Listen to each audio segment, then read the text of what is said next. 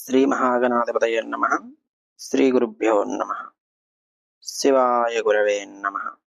ప్రతి వాళ్ళు ఇళ్లల్లో కార్తీక పౌర్ణమి దీపం పెట్టుకుంటారు. అందుకే ఆ రోజు వెలిగించే దీపాలు గుత్తి దీపాలు పెడతారు. దానికి రెండు కారణాలు. ఒక ఇల్లు మనం కడితే ఆ ఇంట దీపం లేకుండా ఏ ఒక్క రోజు ఉండకూడదు.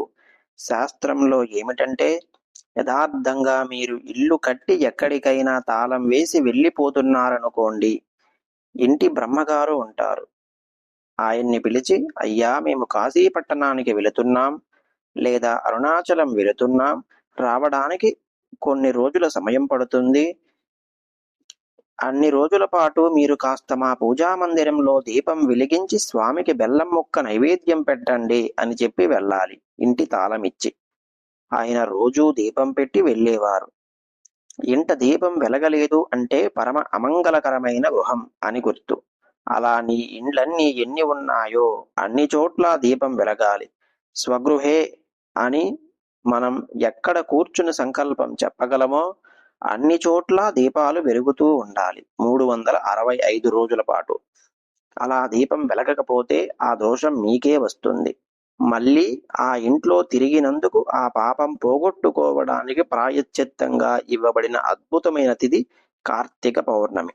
అందుకే కార్తీక పౌర్ణమి రోజు 365 వత్తులు గుత్తి దీపం అని ఆవు నీతితో ముంచి వెలిగిస్తూ ఉంటారు. 10 రోజులో 15 రోజులో ఇది తెలియక ముందెప్పుడు తప్పు చేసినా, రోజులెన్నెన్ని ఉన్నా, ఒక ఏడాదంతా నేను దీపం పెట్టకపోతే ఎంత పాపం వస్తుందో అదంతా పోవాలని 365 ఒత్తులు వెలిగించి వచ్చేస్తారు. దీపాలు వెలిగించుకోవాలి. ఇంటి యజమాని వెలిగించాలి. మా ఆవిడ వెలిగిస్తుంది, నేను టీవీ చూస్తాను అని అనకూడదు. యజమాని పంచె కట్టుకొని వెళ్ళి దేవాలయంలో కార్తీక పౌర్ణమి రోజు దీపం పెట్టాలి. యజమాని ఇంట్లో దీపం పెడితే సమస్త భూతములకు ఉపకారం చెప్పాలి. ధర్మపత్నీ సమేతస్య అని సంకల్పం ఉంది గాని ఆవిడ వెలిగించి ధర్మపతి సమేతస్య అని సంకల్పం లేదు.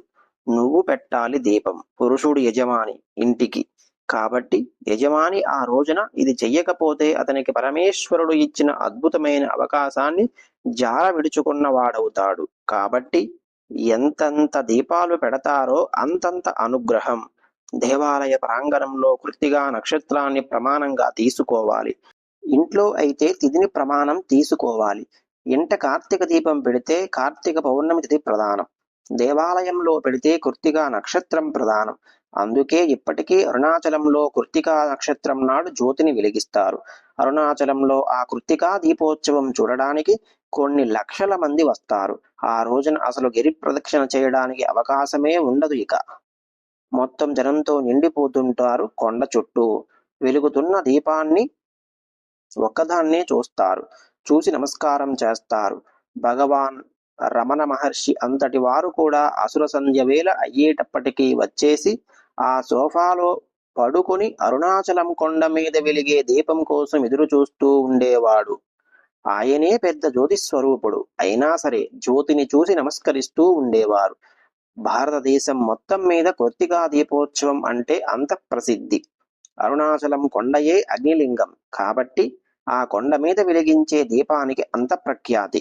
అందుకే కార్తీక పౌర్ణమి నాడు వెలిగించే దీపం కేవలం మన కొరకే కాకుండా మనం చేసే దుష్కర్మలను పోగొట్టి, మన పాపములను పోగొట్టి, అంతర తిమిరాన్ని పోగొట్టి, బాహ్యములోని తిమిరాన్ని పోగొట్టి, లోకోపకారం చేసి సమస్త జీవులను ఉద్ధరించడానికి పెట్టిన దీపం.